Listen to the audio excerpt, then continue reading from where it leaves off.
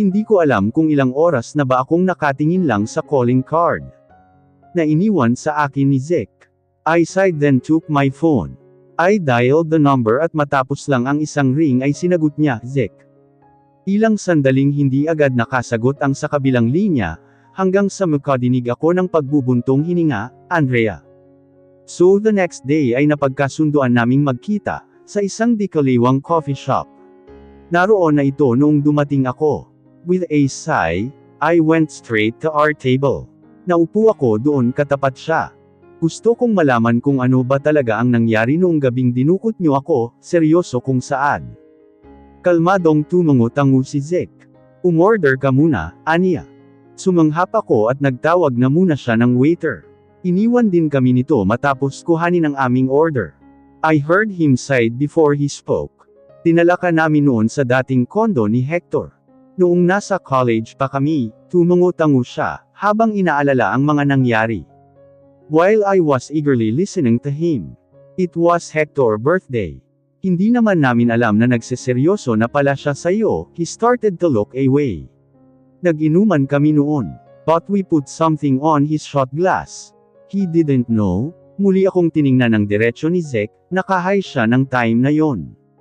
He was not aware of the things he did to you that night. He guiltily looked down, nalaman niya lang noong sinabi na namin sa kanya.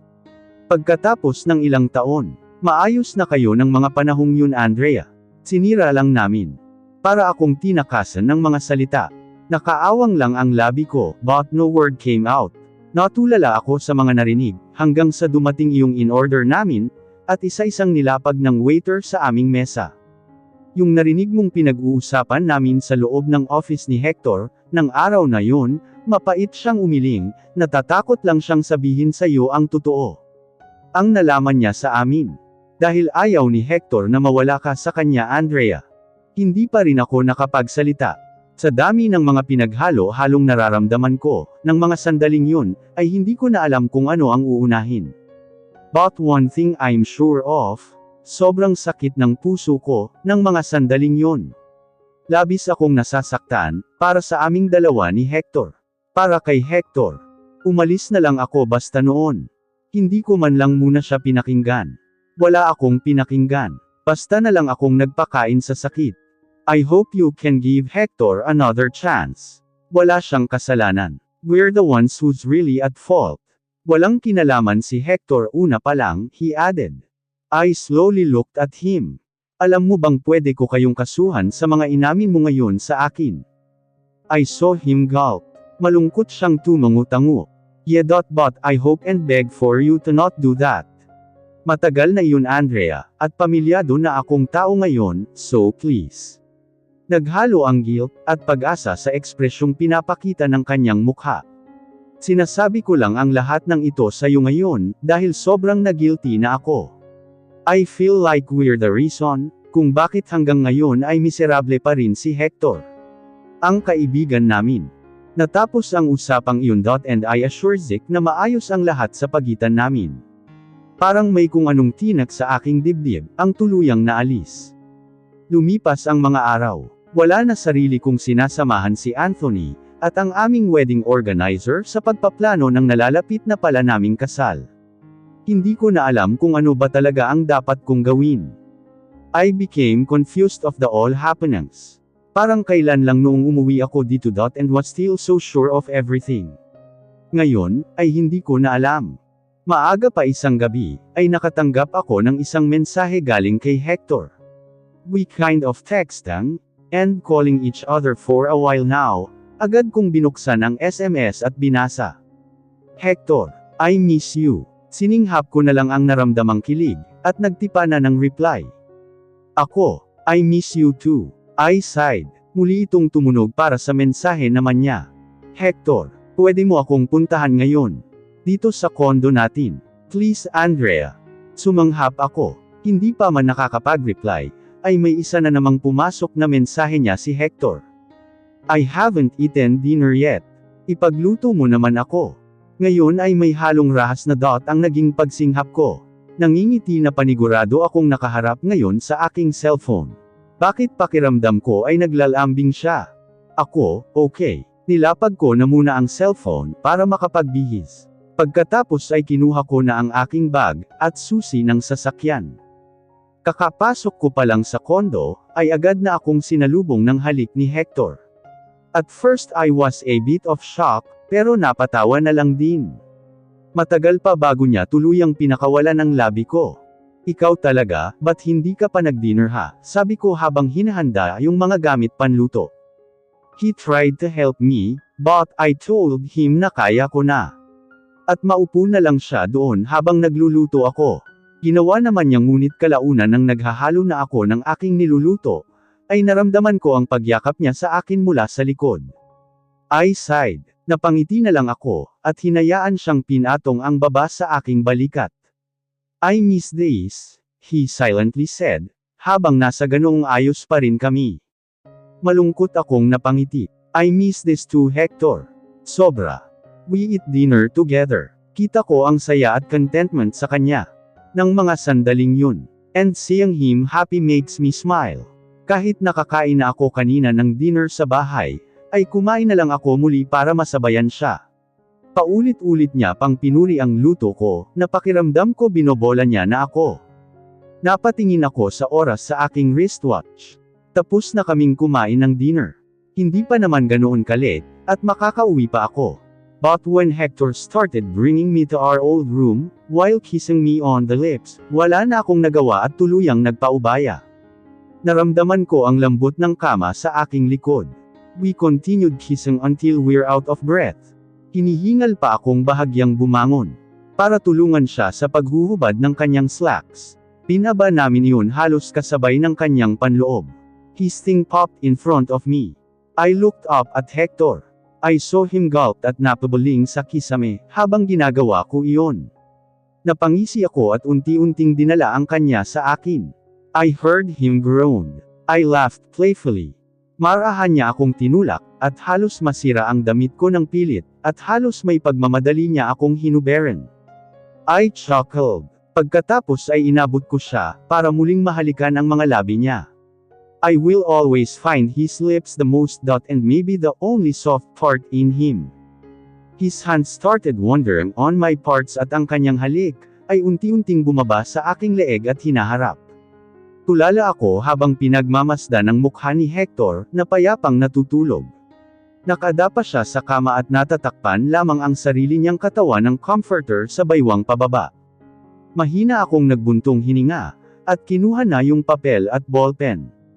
Sa bedside table na naroon, ay nagumpisa akong magsulat. Nagbadiya ang mga luha sa sulok ng aking mga mata, habang nagpapatuloy sa ginagawa. Sana kapag nabasa ni Hector ito bukas paggising niya, ay maintindihan niya ang pinili kong desisyon. Matapos makapagbihis, ay lumapit muna ako sa kama. Maingat kong nilapit ang mukha kay Hector, para marahan siyang mahalikan sa kanyang noo. Tumayo ako at unti-unti nang nilisan ang kwarto niya. Hindi ko napigilan noong nasa loob na ako ng elevator, ay tuluyang bumuhos ang aking mga luha. Masakit para sa akin ngunit ito ang tingin kong nararapat. Sa sulat na iyon ay maayos akong nagpaalam kay Hector. Pinaliwanag kong ikakasal na ako, at marahil ay hindi talaga kami para sa isa't isa. Na makakahanap din siya ng babaeng mamahalin siya ng higit pa sa pagmamahal, na kaya kong ibigay sa kanya. I wish for Hector happiness. Magiging maayos din ako. Ayokong makasakit ng ibang tao. At kapag naging makasarili ako ngayon, at pipiliin ang kaligayahan ko, that means hindi ko itutuloy ang pagpapakasal kay Anthony. At kapag nangyari yon, I'm sure that I'll disappoint the people around us. Sila Auntie Miriam, Anthony parents at ang mga taong nag-e-expect na ng kasal namin.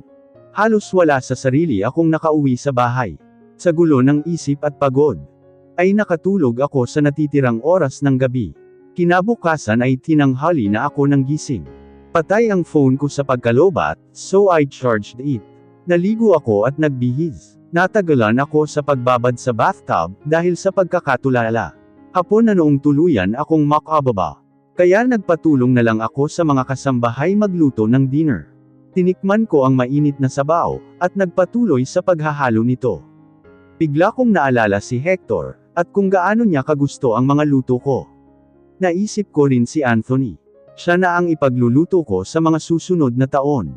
Hindi na si Hector. Napatalikod ako sa niluluto nang maramdaman ang luhang tumulo mula sa mata ko. Pakitingnan po muna tong niluluto ko manang, nanginig ang boses ko. Iniwan ko ang kusina at halos mapahagulgol sa pasilyo. Pakiramdam ko ay hindi ko nakakayanin ang sakit.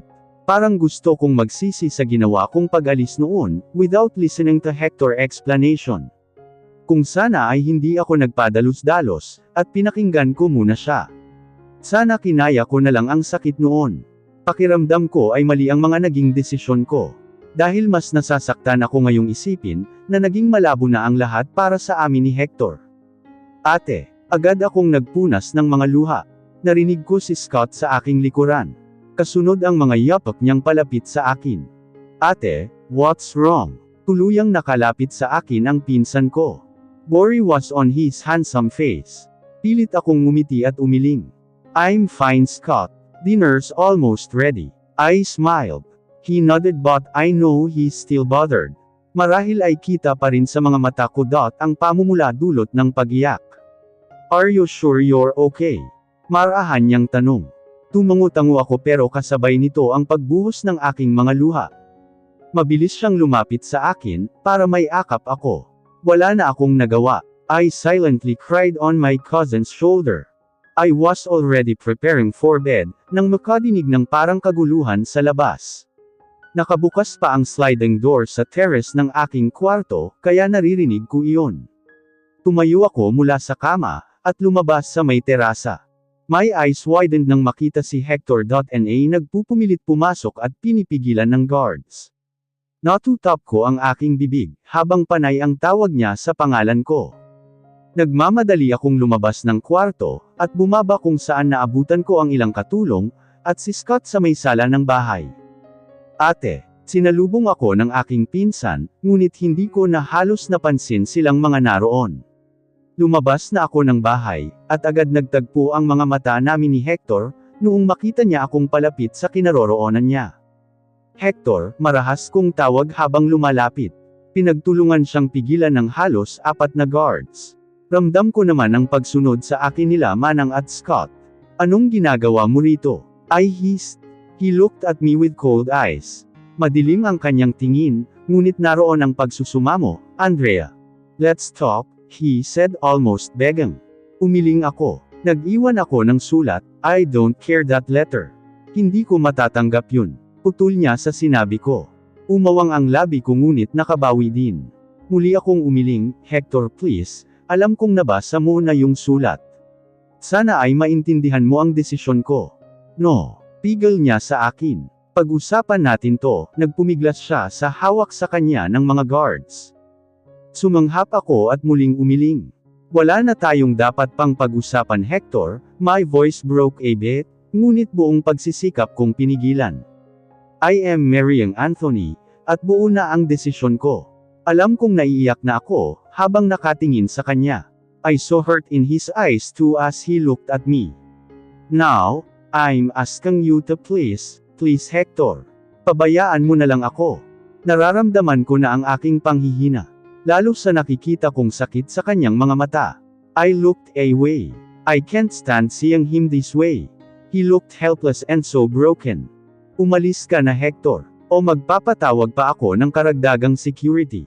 Para tuluyan kang mapaalis, pilit na buo ang boses ko, habang sinasabi sa kanya yun. Nagsimula ko siyang tinalikuran, at sinalubong ng naawang hitsura nila Manang para kay Hector. Hindi din maalis ng pinsan kong si Scott ang mga mata, sa lalaking ngayon niya lang marahil nakita. Hindi mo na ba ako mahal Andrea? Natigil ako sa paghakbang palayo, nang marinig ang sinabi niya at kabiguan doon. Mariin akong napapikit, bago siya sinagot. Umalis ka na, muli ko lang sabi na hindi siya nililingon. Nagmamadali na akong pumasok muli sa bahay, at tuloy-tuloy paakyat muli sa kwarto ko. Sumandal ako sa kasasarang pinto, at doon tuluyang humagulgol. Ilang sandali pa ay nakarinig ako ng pagkatok sa aking pinto. I tried to compose myself first, bago ito pinagbuksan. It was Scott. Saglit kaming nagkatinginan, bago siya nagbuntong hininga. Umalis na ba siya? Tanong ko sa aking pinsan. Hindi pa siya ganoon ka-fluent sa pagtatagalog, ngunit alam kong naintindihan niya ang sinabi ko. Umiling siya. He's still outside. He said he'll only leave once you talk to him. Sa sinabi ni Scott, saglit akong napapikit, bago nagbuntong hininga. Go and talk to him ate, aniya. Bago ako tinalikuran pabalik sa kanyang kwarto. Ilang sandali akong napatitig sa likod ng aking pinsan, bago bumaling sa engranding hagdanan pababa ng sala. Pinuksan ng isang guard ang gate para sa akin. Lumabas ako at agad nilapitan ni Hector noong makita niya. Niyakap ko ang sarili nang maramdaman ang lamig ng gabi. Hindi ko na halos naisip na tanging itong manipis lang na sedang pantulog ang suot ko. Andrea, lapit niya sa akin. Nagangat ako ng tingin, at nagtagpo ang mga mata namin. Nakita ko ang pagod at pagsusumamo sa kanya. Bahagya akong napalunok. Kung nahihirapan ako, alam kong ganoon din si Hector. Kaya tama lang itong desisyon ko, dahil pareho lang kaming mahihirapan. Ang sabi ko ay umalis ka na. Bakit narito ka pa rin? Pigo niya akong tiningnan. My heart hurt even more. Sumanghap ako. Umuwi ka na. It's late. Gusto ko na rin magpahinga. Lumapit pa siya sa akin. Napaatras ako. Tumigil siya at patuloy na lamang akong bigong tiningnan. Bakit? Is this really what you want? Nag-iwas ako ng tingin. Hindi ko na siya kayang tingnan pa ng diretsyo. Dahil lalo lang akong nasasaktan sa nakikitang kabiguan sa kanya. Answer me Andrea, mariing tanong niya. Tahimik akong nagbuntong hininga, pagkatapos ay pilit tinatagan ang loob na nagangat ng tingin sa kanya. Oo, halos pabulong lang ito. Umiling siya. I thought we're already okay. Muli akong napaiwas ng tingin. I can't blame him kung umasa siya. Kasalanan ko rin. Masyado kong pinagbigyan ang aking sarili. Lalo ko lang yata pinalala ang sitwasyon. We even made love, Anya, Hector. Nagangat ako ng tingin sa kanya. He only smiled at me weakly. Hindi mo na ba talaga ako mapapatawad? Umiling ako, bahagya muli na palunok, at nagbabadya ang luha sa aking mga mata. Napatawad na kita. Kung ganun bakit ganito? Bakit biglang ganito Andrea? Bakit hindi ka pa bumabalik sa akin? Kita ko ang pinaghalong naguguluhan, at patuloy na pagsusumamo sa kanyang ekspresyon. Mapait lamang akong umiling. I already forgave you. I forgive the past too. Pero hindi ibig sabihin nun na, umiling pa ako. Let's just both move on Hector. Bahagya akong nagulat sa pinakita niyang sarkastikong ngisi. Ngunit sa huli ay puro pagsisisi, pagkabigo, at pagod na lang ang nanig sa kanya. Do you love him? Alam kong si Anthony ang tinutukoy niya. Bahagya akong lumunok at unti-unting tumango. Yes. He then laughed a bit with no humor. Stop fooling me Andrea. Kung talagang mahal mo siya, ano ang ibig sabihin ng mga ginawa natin, pagkakamali lang yun Hector. Hindi ko na siguradong putol sa sinasabi niya. I was almost frustrated. Napaawang ang labi niya. Mali. Tumango ako. Please Hector. Tama na. Umuwi ka na, umiling ako. Papasok na ako. I was about to turn my back on him, nang hinawakan niya ako sa kamay, at unti-unti siyang lumuhad sa harapan ko. My eyes widened in shock, Hector. I gasped. Tiningala niya ako habang nakaluhod doon. Please Andrea huwag namang ganito. Mahal na mahal kita, he begged. Pumilis ang pintig ng puso ko, habang nakikita siya sa ganoong ayos. Lalo akong nasaktan. Unti-unti akong umiling ng nakabawi, Hector tumayo ka nga dyan, nang hihina na ako. Gusto ko man hilahin siya patayo ay di ko na magawa sa panghihina. Tama na ta, tigilan na natin. Naramdaman ko ang init ng luhang naglandas pababa sa aking pisngi. Hindi ko na napigil ang mapaluha sa pinaghalo-halong emosyon. Napatayo si Hector nang makita akong umiiyak na. He tried to wipe my tears, ngunit iniwas ko lang ang mukha. Ako na ang nagpunas sa mga luha ko. Nagbabara na ang aking lalamunan. Nagangat ako ng tingin sa kanya. Ang sakit-sakit na Hector, humikbi ako. Sobrang sakit na ng pakiramdam ko, hindi ko nakakayanin. Please intindihin mo na lang ako. Just give me what I want. Ako naman ngayon ang halos magmakaawa na sa kanya. Namungay ang kanyang mga mata, habang nakatingin sa aking umiiyak. Naroon pa rin ang sakit at pagkabigo. Ngunit nakikita ko ang unti-unti niyang pagsuko. Parang nawalan na rin ako ng pag-asa. Pagkatapos ay marahan siyang tumungo. Halos matulala ako. Sinubukan niyang panasan muli ang mga luha ko, at hinayaan ko na siya. Stop crying now, patuloy niyang pinunasan ang mga luha sa aking pisngi.